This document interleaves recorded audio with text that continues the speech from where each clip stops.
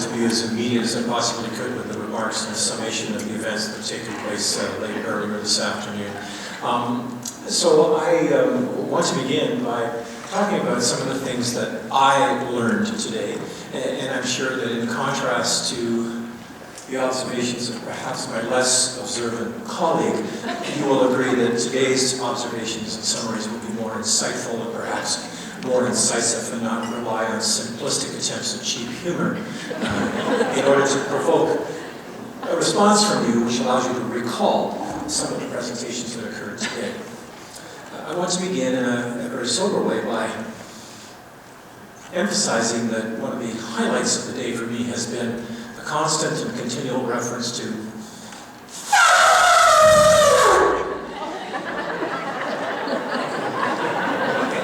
you'll all recognize that as an Indian elephant. It's not an African elephant. But before I get into the elephant motif, which while I would enlarge upon, one of the first things that was drawn to my attention this morning in a somewhat lighthearted way, although people were very bitter and serious about that, was that some people do cry over spilled milk. And so I would hope that moving forward you'll take advantage of the example that has been demonstrated here in Ottawa in terms of heart-healthy coffee policies and ensure that they're introduced into your institutions and in your settings on other occasions. Here we go with the elephant motif. I think I recall learning that elephants never forget how to ride a bike. I think this was something that Dr. Selby underscored in his presentation. At the very least, I did gather that if you have enough graphite, you can get enough diamonds to eventually be able to buy a Ferrari. But I think Peter did, in his presentation, very insightfully outline for us the challenge that we face in terms of ensuring that in Ontario and elsewhere, in all of the jurisdictions from which we come, that we develop integrated approaches to cessation, capitalizing on the resources which are reflected in your presence here, and the kinds of programs which have been ongoing, which are now almost enduring, and which have served to transform attitudes, approaches, behaviors, both professionally and institutionally. And at the risk of seeming to be rather insensitive, I'm not sure that I got this accurately, but did anybody else think that Peter Selby may have had lice? In any event, please recall what Peter had to say to us this morning and recognize not only the challenge, but also the opportunity of our being able to develop an integrated approach to smoking cessation.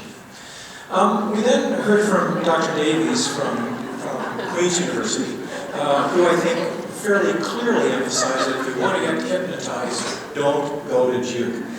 But many of you have heard me say that it's very important that we never make assumptions, and that we all learn early as clinicians never make assumptions. I was a general practitioner once way up in Northern Ontario, and I remember saying to a 7 or 8 year old boy on one occasion, "Look, could you take this paper cup and could you go into the washroom over there and we need to get some urine?" And so the young man said yes, and he went, and the door closed, and a couple of minutes later the door opened and the young man walked out, and I said, "Well, where is the cup?" And he said, "I didn't need it, there was a toilet in there." Never make assumptions. And I think Dr. Davies reminded us that we need to think very carefully about our approaches, particularly in the pregnant woman, out of a concern for not only her well-being, but for the well-being of the unborn child. I think also Dr. Davies was very emphatic in pointing out to us the obstetrical carnage, if I can use that term, that is caused as a consequence of the unborn child being the first victim of secondhand smoke in a particularly unique way. And clearly there's some opportunities and some challenges for us there to think about being more innovative, to think about being more proactive in terms of helping this very important element of our patient population. Later in the day, I went to some of the smaller group sessions, and some of you know that in other parts of the forest I kind of have this involvement with sports, so I apologize for the sporting analogies here, but it's quite clear from the remarks that were made by Carrie Ann, by Sophia Papadakis, and so on, talking about successes in a variety of settings. But ultimately, it takes team players, high performers, playbooks, that's kind of a bit of a stretch, and champions, if we want to have true high-performance approaches, to smoking cessation. And I think, as Bob Reed would say, we need routinization. I'm never really sure that that's a word, but I think we all understand what is meant by that, that we need to get to the point in all of our institutions, in all of our clinical settings, where we are able to describe about what we do in smoking cessation. We're able to describe them as, that's the way we do things around here. They are built in, embedded into our protocols and our processes, with the result that we have high-performance smoking cessation results. I learned some other things today. Sir William Osler, who was arguably the greatest physician of the 20th century, a Canadian who was a pretty outstanding guy, despite the fact he went to McGill. But I said that precisely for Dr. Paul Romeliotis, who's very sensitive about that. I see he's already left, so that was kind of fell on deaf ears, didn't it? But Sir William Osler was famous for writing in one of his textbooks that if you know syphilis, you know medicine. And I think, really, in the 21st century, the presentation we heard this afternoon from our panelists from a variety of disciplines underscored that if you know tobacco, you know a lot about medicine. Because there are so many conditions which are caused or accentuated by nicotine addiction, by tobacco use, that it's very important and incumbent upon us all, irrespective of our disciplines, to be adept and insightful in terms of the way in which we approach smoking cessation in those particular clinical environments. I learned as part of that panel presentation that Mythbusters drive pretty nice motorcycles. And I also learned that psychiatrists need to change their behaviors, and I'm going to be attributing, of course, that to Dr. Peter Selby, and I can't wait to be trumpeting that from the heights. But I think it was a masterful insight into the fact that if we're to help patients, the most important thing that we can do, insofar as smoking cessation is concerned, the most important thing that we can do is change our own behaviors. And Dr. Selby masterfully pointed out the ironic situation in which we still are very reticent in many mental health settings to deal with what will ultimately be lethal for the vast majority of patients in those settings, nicotine addiction. And I don't know how many of you are aware that the life expectancy of Canadians with significant psychiatric comorbidities is 20 to 25 years less than that of other Canadians. And a huge proportion of that discrepancy is accounted for by tobacco-related morbidities. I also got the distinct impression from Erin Keeley's opening remarks about what a glorious, gorgeous day it was outside, that she really would rather have been skiing. But I know that that is not true, and so it's a really cheap dig, which is easy to make, but she's not here now. She's probably skiing. But Erin, I think, made us aware of the challenges that are faced, given the microvascular, macrovascular, and metabolic complications that all diabetics face, the importance of addressing smoking cessation in that particular setting. Polar bears don't smoke, but many others in their immediate environment do, and it's to our national shame, and it should serve as a sense of national embarrassment that we have such astonishingly high rates of smoking amongst First Nation and Inuit communities. And there clearly is work to be done there, and congratulations to Dr. Alvarez for the work that he is doing, particularly as he relates nicotine addiction with tuberculosis and COPD. I also learned this afternoon something which is probably very evident to many of you. I work with a number of amazing high-quality performers who I've seen in an entirely different light today, as I saw their dramatic skills reflected in their portrayal of difficult or complicated patient scenes or patient encounters in those vignettes. I also learned that while Dr. Heather Tulloch doesn't scare easily, she's very smart and very insightful in terms of the way in which she conducts various of her interviews so as to ensure appropriate safety for herself and others. I think this next observation is particularly important, and again, I offer it with a certain degree of reservation, but sensitivity. And that any of you who are likely to approach Dr. Reed should do so obliquely. On confrontational kind of approach. And I was actually pleased to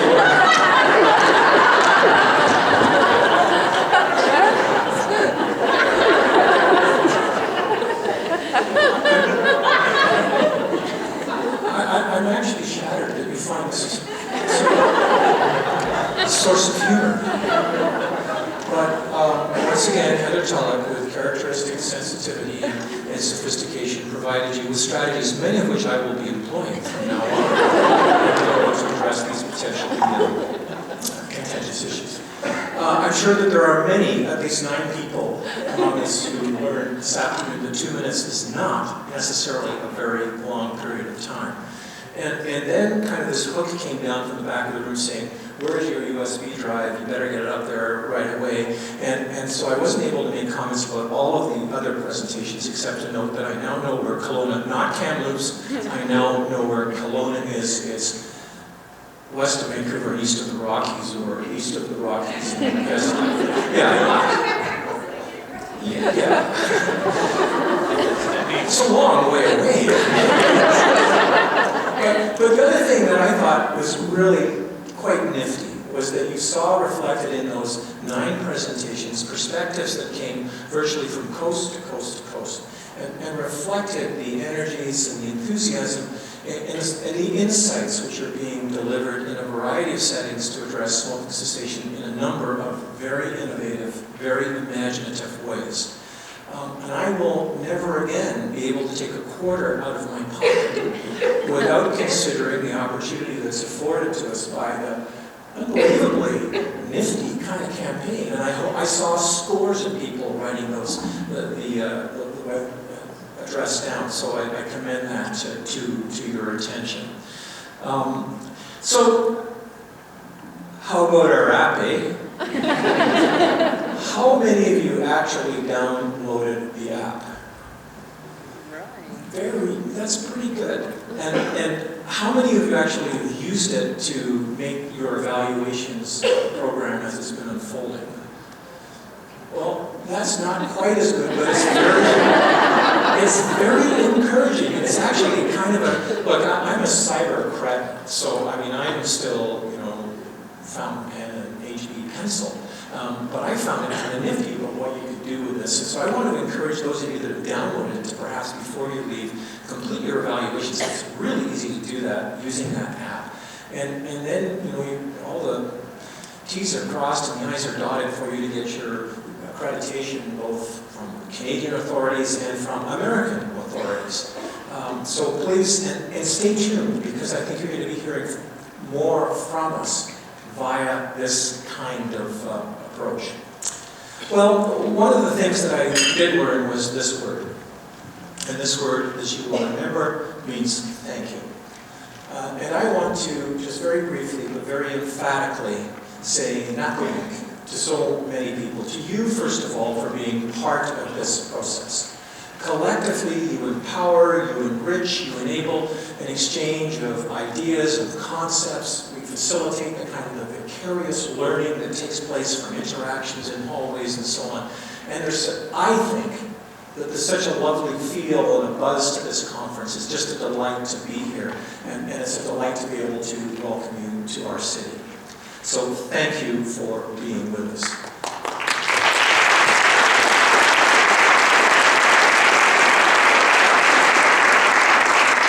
I also want to conclude as we started by acknowledging and thanking those who have contributed immensely to the success of this program by making it possible.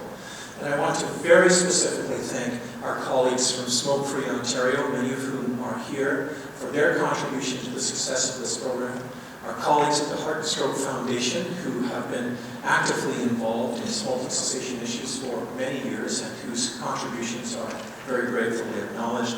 And our colleagues from Pfizer and from McNeil, a division of Johnson & Johnson, for their substantial contribution to our program today as platinum sponsors. We are deeply indebted to you, and thank you for your trust in us and your confidence in the program. And finally, I want to thank, and I think you've got the sense that there are some pretty special people that I get the opportunity to work with every day. I just cannot believe my good fortune and good luck when I consider the colleagues that I get to work with every day, many of whom, a large number of whom, have been involved in the organization of this conference, part of the organization committee. And I'm just going to ask those individuals if they would just stand, please, because inevitably I make the error of missing someone. So if you could all just stand, and would you thank them for the effort?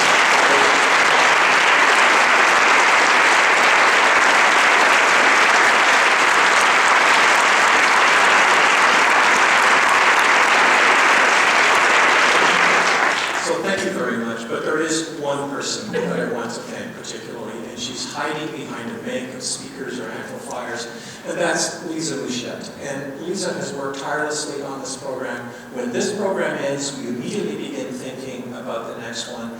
Lisa leaves no stones unturned in terms of making sure that absolutely everything is organized, that all of the deadlines are met, that people are on time, on schedule. Bob and I this year thrilled her. We had instructions to ensure that our presentations were delivered on the 27th. And I'm pleased to report that 25 minutes after 8, 2 minutes before the deadline, yesterday we provided her with our presentation. And so she has been most gracious. But she's indefatigable and just an unbelievable asset to our organization. Lisa, thank you so very much.